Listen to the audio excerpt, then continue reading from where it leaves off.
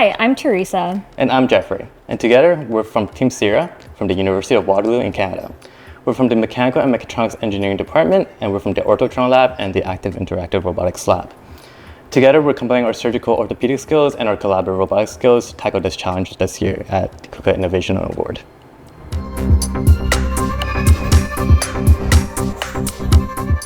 Our project is called SARA. SARA stands for Surgical Environment Robotic Assistant. The most commonly used surgical robotic arms in the industry are currently used for one task, such as bone drilling or bone cutting.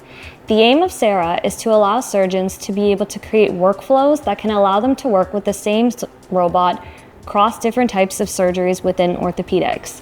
This allows for optimized workflows to be created and allows the economic burden of buying an expensive tool to be reduced. So we applied for this award because we wanted to start a new surgical robotics collaboration between our two labs. So we're going to start a project on surgical orthopedics using collaborative robotics using the LVR Med. And using this and the NDI camera, we can really accelerate our research into the field of surgical robotics. And with the expertise of KUKA and NDI together, we can really accelerate our research and innovate with all the tools that you guys can provide with us. Our team is looking beyond the current capabilities of surgical robots in the operating room and thinking towards the future of collaborative robots in medicine.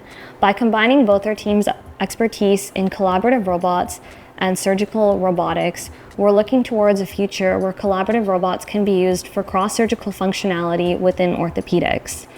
We're looking at how to innovate our project now to think about how the market is turning towards to allow this robot to fit well into the market in the future.